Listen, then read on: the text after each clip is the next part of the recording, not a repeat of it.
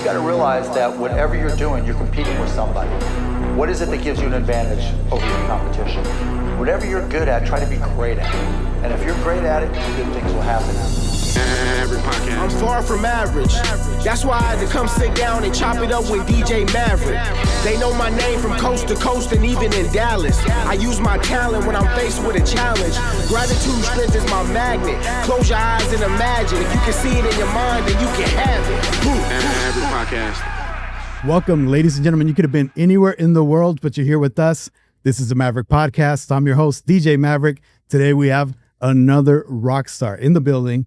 We have the CEO of the Queen of the Brow, the one and only Jackelin Molina. Welcome to the pod. Thank you. Thank you so much. I'm very happy to be here. Thank you very much for your invitation. I feel very thrilled to be here. Thank you. For the 1% of the people out there that don't know who you are, tell us a little bit about yourself.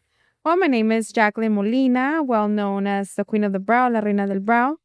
I have been in the industry of the permanent makeup for 9 years. And I now own 2 studios where I do permanent makeup, one in War Acres and one in Edmond. I also teach. I'm an instructor of the state. Mm-hmm. I just got the news today that I am officially an instructor for the state. Wow, congrats. Thank you. And I also travel and I'm a judge for many competitions around the world. Yeah. I speak. One of my topics is The Weight of the Crown, which talks about empowerment and business. Oftentimes there's a journey, and then once you look back at it, the puzzles make sense, right? The pieces lead you to where you are today. Yes. But you, from the get-go, you knew beauty. Yes. Right? The beauty industry has always been my passion. So I knew it from within that I was going to end up doing something with the beauty. Yeah, I was telling you before, I always like to research the guests. So I was checking out your personal brand. Mm-hmm. And I think personal brand is huge, especially in the beauty industry.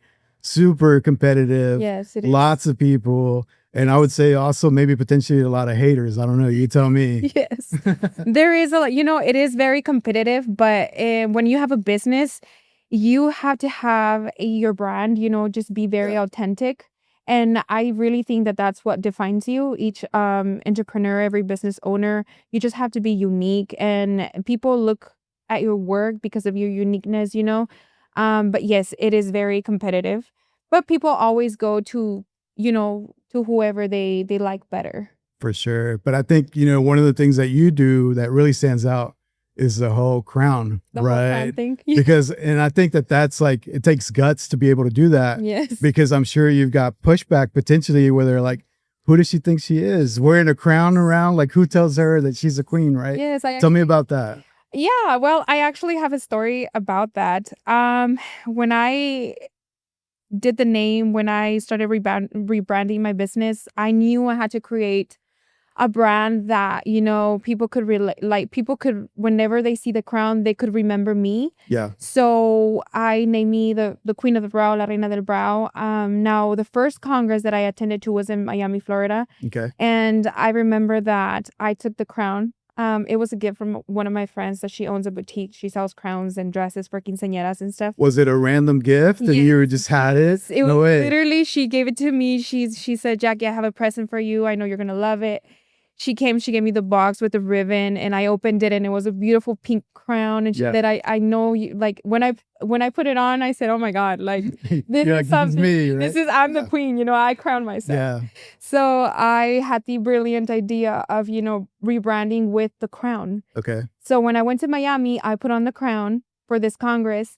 And as soon as I stepped to the floor, like to where all the people were, all the permanent makeup artists, because, they were just staring at me, giving me these looks like little side eyes. Like, who do you think she is? Who do you think you are? Yeah. Like, what pageant did you came out from? Like, Miss what? Miss USA, Miss what, Yeah. So I felt like the bullying, and the attacks, the hate, you could feel it. You could feel the vibes. But I knew within inside me that I had something, like I had plans. Okay. So the crown was just like a step for me to get to where I wanted to go, rebranding. It really helped me so much.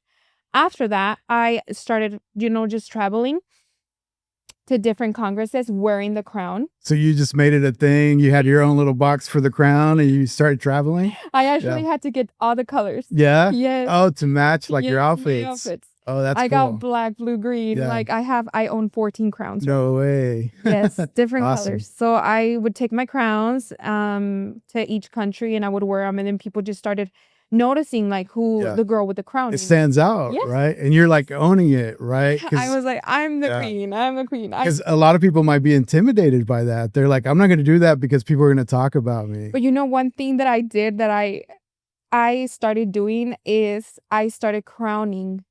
I would take like Okay. 20, 30 crowns with me every time I traveled. No way. And I would crown, like, for example, the nonstop speakers that did a presentation, or Yeah. like the judges. And I would crown all of them on stage. What's the logistics? How do you carry 20 crowns? What do you do? I don't know. I knew I Hard. had to Yeah. do something to like kind of leave them like Yeah. something of me, you know? Okay. So I would crown them and I would like tell them like, you're a queen. Like, no matter what, you're a queen. Believe in yourself. Mhm. And yeah, that's one of my signatures, just crowning. Yeah. And that's awesome because you turned the tables, right? You're like, yeah, I'm the queen, but also I'm going to empower you to feel like a queen as well. Yes. Right? Yes. Let's talk about that rebrand. You said that you went through a rebrand.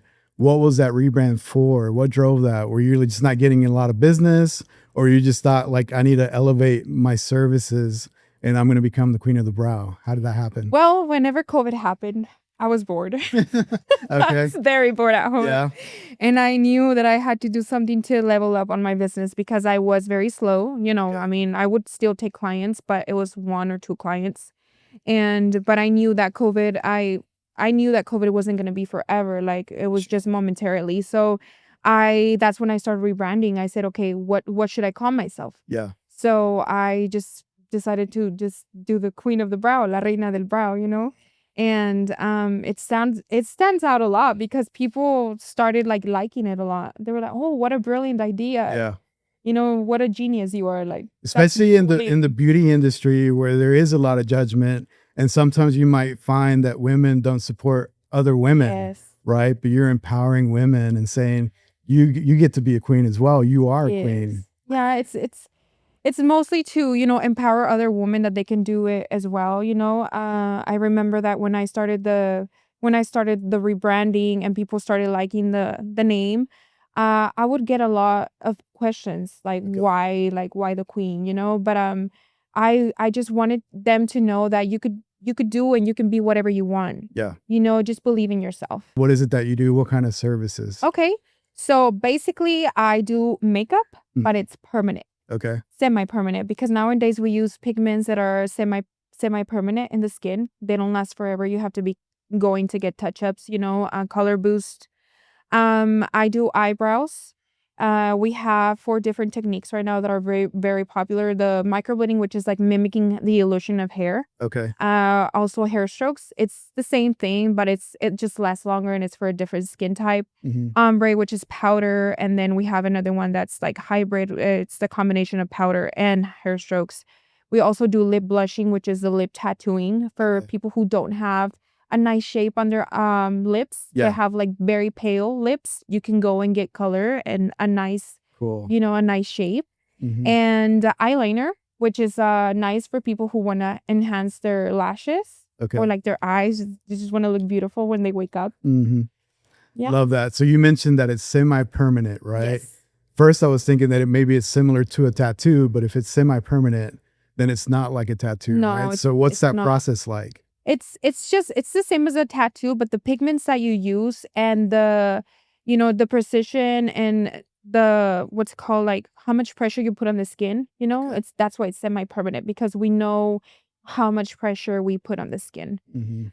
I forgot I also do areolas, which is the areola for the boobs whenever, you know, cancer patients with cancer. I also do scar camouflage, Okay. you know, to make those scars disappear. Mm-hmm. S&P, which is for people who lose their hair, Okay. their hairline, you know, I design their hairline, Yeah. and that's semi-permanent as well. It Okay. lasts like 3 to 5 years, but it's a very popular technique right now. And I think that there's a pivot in the industry. I don't know, you tell me, but it seems like guys are warming up to that as well, right? So Yes. guys are trying to do hair stuff.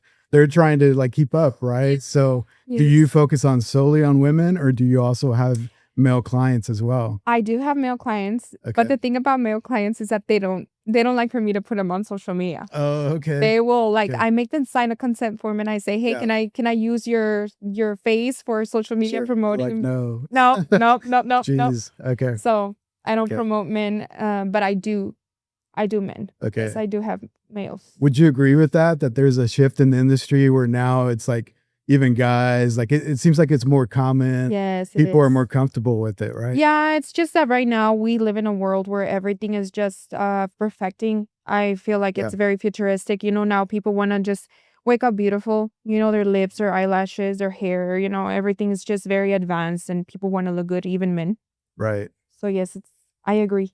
Yeah. How do you make sure that you're both in agreement of what the end goal is going to look like, right? Because they may have high expectations. They're like, when I get out of here, Jacqueline's going to make me look like J-Lo, right? Like you have to like level set maybe, right? Well, as soon as I see my client, I have to see what kind of skin they have, and tell them the truth. Like, hey, if you have large pores and oily skin, I don't know if the eyebrow is gonna, heal the way you wanted it to heal because Yeah. your skin, everyone is different. So it just really depends on their skin. But if they want, I will try my very best to leave them nice, like I will make sure that they like the work, you know? Okay. So you mentioned that you started sort of during COVID, right? Mhm. Right now, everybody sees the end product, Queen of the Brow. Everything's amazing. You have 2 locations. You're traveling the world. But let's dive into that backstory. I'm sure it wasn't all roses, right? I had a lot of failures. I lost a lot of money. I invested in some products and time with things that didn't work out. Um it is not easy for any business owner. I remember when I started the industry, I would take courses and I would, just to learn a little more about the techniques. And sometimes I wouldn't really learn anything, so uh, they would just take my money. So Yeah. I went through things, through tough times Okay. with learning and getting where I want to be.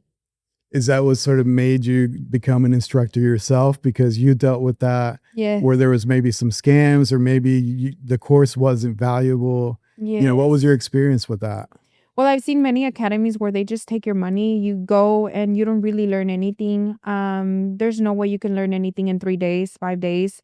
If you want to master it, the permanent makeup, you have to have an instructor, a mentor that, just teaches you from A to Z what you want to know, not A to C or A to D. Like you want someone to be there for you until you're ready, So Mhm. I didn't have that. So I want to make sure that when my students come to me, I want to make sure that they leave with all that knowledge that they want to have, so they can pursue their career as a permanent makeup artist because it's an amazing career. It's an amazing industry. Yeah.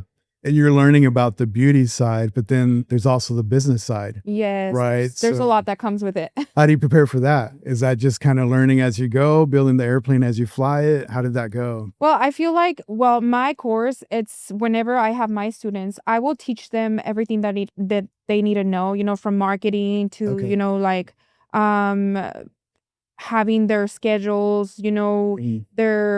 all their appointments, all their prices, just give them like a little mentorship of what they're gonna be expecting. Yeah. So yeah, I want to make sure that they know because I learned it myself. Like I had a lot to learn by myself Yeah. and no one taught me. Yeah. Was there, if I put you on the spot, was there a life event that was pivotal to where you are today, right? Did you have to go through something in life that made you who you are today? I think that what helped me a lot is being a single mom Mhm. kind of pushed me a lot because my daughters, they just, if it wasn't because of them, I would not be where I'm at right now. Yeah. They were like my motor to keep going Okay. and not to, quit. But yes, definitely being a single mom helped me push Mhm. more. That's And like your motivation, right? yes, Yeah. it did help me push more and go towards my goals and keep going and Yeah. don't look back. You travel all over the world, but my understanding is you're going to New York here pretty soon. Is that right? Yes. Tell me about that trip. I'm very excited. I'm going to be in New York in August 28th through the 30th. I'm going to do like a demo of my technique, Okay. hair strokes. And I'm also going to launch my new second generation of pigments, which I'm really excited. It's pigments, to do permanent makeup, Okay. like tattooing ink. And it's the second generation. So I'm going to be launching it in New York this year. I'm excited about that one. And I'm also going to speak about my message, the one that I usually, speak when I travel the world. It's The Weight of the Crown. It talks basically about woman empowerment and motivational. It's very Yeah. motivational. So the entrepreneur in me, when you mentioned the products, I want to deep dive into that, right? Because you're providing the services, but then you're also building a product line, Yes. right? What Yeah. led you to that? When I took my very first course with Fibros, that's the one that I took the first time. When they gave me that kit where all the inks and all the product that you need to do the procedure, Yeah. I looked at it and I said, okay, one day I'm gonna have my own brand and I'm gonna be a teacher, an instructor, and I'm gonna have my own brand of pigments and products. So I had that in my mind and I never forgot about it, So when I started in COVID, that's when I started working on my first generation of pigments. Okay. And when I launched, it was sold out real quick.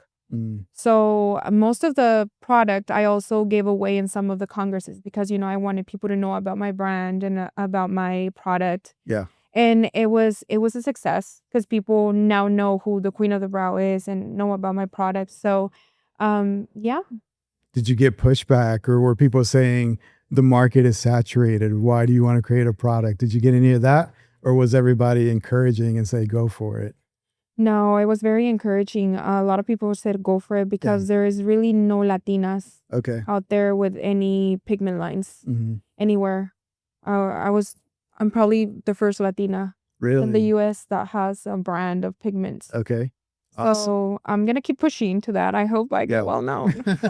Well, just in our short conversation, I could definitely tell that you set your goal and then you go for it, right? So there's no stopping you. There's no stopping. Right. You How do you go about that? Because there's a big jump, right? You create your goal. How do you get to your goal? You don't want to make your goals easy. I don't ever want to make my goals easy because I want to, get to where I want to go. Yes. And I think that the journey, part of the struggle is what makes it taste better. And once you get there, the success tastes better, if you ask me. Yes, it does taste better because like you look back and you say, oh my gosh, I went through all these obstacles and now look, I made it. Yeah. So it's just basically baby steps. Okay. Every day counts. Every day it's a new opportunity to do something. Mhm. So every day I try to, even if it's just writing a sentence about an idea, anything, every day counts. Who am I going to find on your playlist? So Uh, who do you listen to? I'm a big fan of Alicia Keys. Okay. No way. Yes, I love Alicia Keys. The Cranberries. Okay. I love the Cranberries. Awesome. I'm a rock band fan. Mm-hmm. What else? I like reggaeton. Yeah. Karol G. Okay.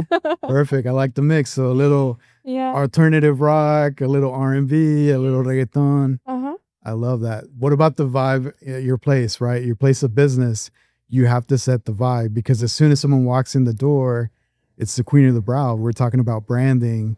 How do you set the vibe at your place? Let me show you. I have this playlist on Spotify that I always play, and it's just chill vibes. And it's the kind of like, I call it like punches, Okay, yeah. Yeah, just When like it- technical, like, Yes, yeah. and it just helps, people relax, Yeah. it's like, okay. just, like this kind of music, like Yeah. just relaxing. I was expecting more spa music or jazz, but it's like, No spa. No spa music, no, I like the punches. yeah, that's awesome. So people walk in and it's almost like a celebration, a party. Oh, right? I'm gonna get my brows done. Okay, and now with the new location at the Queen of the Brow, we have the Starbucks next door. Oh, okay. So people go get a coffee and they Yeah. walk in, and then the So you make it a music's thing. playing. It's like almost like going to have Coffee and brows. coffee with a friend, right? Yeah. Yeah. Tell me about the second location. So you have your first location, which is close to Northwest OKC. Uh-huh. And that one's called La Reina. La Reina del Brow. And then the one in Edmond is the Queen, the right? Queen of the Brow. So tell me about those two locations. Well, La Reina del Brow was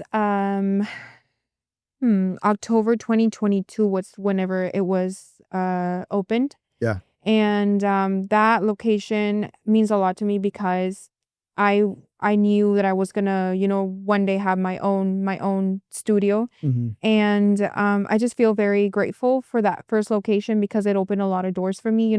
I have a lot of Latinas, which is like the market that I like have the most in that location. Mm-hmm. But I wanted to, I wanted something different. I just wanted to know, I just wanted to attract a different clientele. This is why I went to Edmond, to the North location. Yeah. I just wanted to do all the ethnicities, like Asian, all of it, just everything. It's always location, Mm-hmm. right? So I can see your entrepreneurial mind. You're like, if I go to Edmond, that automatically is going to put me to be more competitive with all kinds of people in that space, right? Yes, because I do all the ethnicities, all of them. Yeah. Yeah, over here it's just Latinas. Okay. But now Latinos are starting to follow me to the Queen. Oh, really? So, yay. Awesome. So that's interesting because if you're marketing to both English and Spanish, how do you handle your social media, right? Especially from a brand perspective. Do you talk in Spanish? Do you talk in Spanglish? Oh my God. How do you handle that? Well, if you think about it, La Reina del Brow is a Spanglish name Mhm. porque es La Reina del Brow. It's Spanglish. And that, to me, when I created La Reina del Brow, which was the first one that I created, I said, okay, I want something Spanglish because people are Spanglish. People talk, I hear all Latinas and all of us, all Latinas speak English and Spanish. Spanglish is a language that we all speak. So La Reina del Brow was created for that. And then the Queen of the Brow was because, when I opened that new location in Edmond, I realized that whenever people would, pass by, because over there's not a lot of Hispanics or Latinos. If they see La Reina, they're gonna say La Reina. Like, what does that mean? They're like, what is that? La Type of Reina. business? Yes, Right. because a lot of people don't speak Spanish. So I said, okay, I need to rebrand. I need to go to just the Queen of the Brow, permanent makeup, so people actually know what it is. Okay. And it helped. For social media, do you have two? Do you have the Queen of the Brow and La Reina? No, they're both on the same Both. page. Okay. People know, like, there's no time to make another account. How do you handle that? Because I struggled with it too. And that's why I do my podcast in English, because I could have done it in Spanish, but I think it's easier for Hispanics to listen to something in English versus vice versa, someone that speaks English to listen to a podcast in Spanish. Right? That's very brilliant of you, because you must have a lot of followers that, speak both languages fluently. Mm-hmm. What I do is I basically, one day I wake up Spanglish. Okay. One day I wake up English. Okay. So it's just basically the mood that I am. Got it. So if you get into the car and it's Carol G, Yeah. you're like, today's the Reina. Hola, Yeah. ¿cómo están todos? But you get in, if it's the Cranberries, it's like, okay, it's the Queen. What's up, everyone? What's poppin' like? And I'll be English, just English, fluently English. But like, I just go with the flow. I love honestly. that. Do you find that that's easy for people to be able to gravitate to both of that? Or they're just like, yeah, that's Jackelin and she's going to be Spanglish, but I love that. Yeah. I mean, people know that I speak English and Spanish. So Mhm. they're used to it. They're just used to Jackelin Awesome. speaking English and Spanish. So I know that you're super busy. You're going to have to hop on a plane. We're going to have to cut it short, Okay. but definitely want to invite you back. Today I feel like we still can do a deeper dive into everything and talk about more, especially about the entrepreneur side, the business side, and also just like the marketing, right? Because marketing changes every day, as well as the beauty industry changes every day, right? And you have to keep current and keep, on top of things. So definitely want to have you back. Thank you. Thank you so much. I would love to be back with more time. Yeah, of course. for sure. All right. There you have it. Ladies and gentlemen, the super talented Jackelin Molina on the Maverick Podcast. In dreams, we trust. Thank you. Thank you so much.